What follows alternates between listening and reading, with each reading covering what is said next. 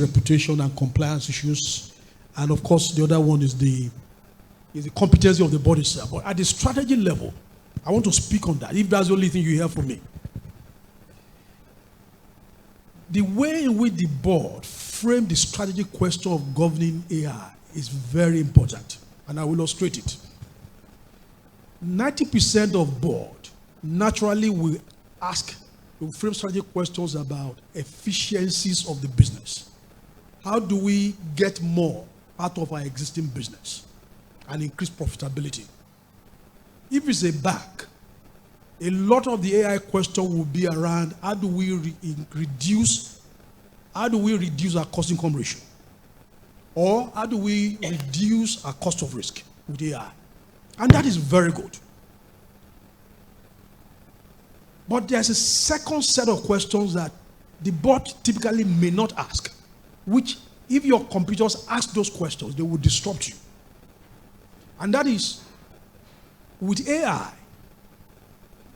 where are the markets that we have traditionally ignored, that we don't even believe existed, that with AI, we could go and unlock those markets?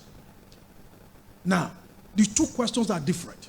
90% of the time, boards will focus on the efficiencies and management. And I can imagine my HR colleagues, it will be about how we're going to reduce headcount in the call center from 10,000 to 200 people because we are very glad.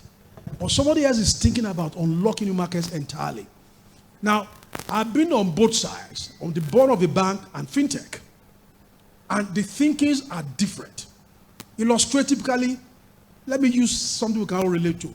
Point of sales. Okay, we know the way we think about point of sales. In banking, the point of sales machine is about getting more out of our merchants in terms of collections.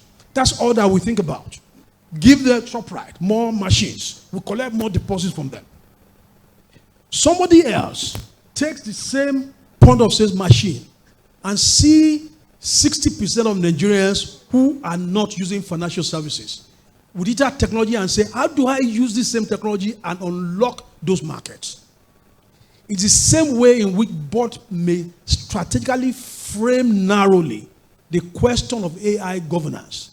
Are you going to ask a balance of exploiting what you are currently doing, getting more out of what you are currently doing, or also asking that hard question of where are the markets that we are not even playing at all that AI can enable us to get into?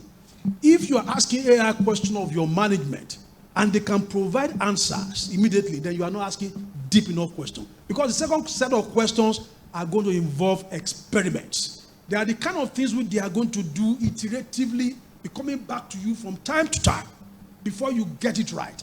And that's perhaps the biggest opportunity of AI. So the framing is very important. We've talked about the reputational issues and so on. What I will just mention about that is that the transparency of the logic of the algorithms to the board matters.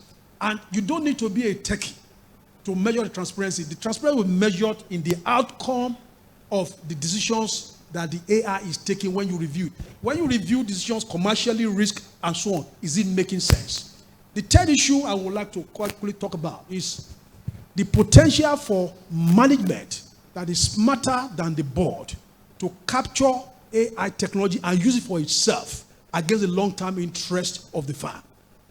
If the AI logic and the algorithm is such that prioritizes the bonuses of managers in the short term, and decisions that they are presenting to you at the board will be such that you are not maximizing the opportunity of the future, where management have been on both sides. We call something IBG, YBG, I be gone, you be gone. Where if I can kick the risk forward, AI will not capture it. By the time AI capture it, I will have left at the CEO. Somebody else will carry the car. If you cannot have the transparency and the competence at the board level to see those issues, you will have the classic principal agent management problem in terms of AI governance. So those are the three set of issues, and I think we can keep digging into some of them. Thank you. Thank you very much. A round of applause for him. But keep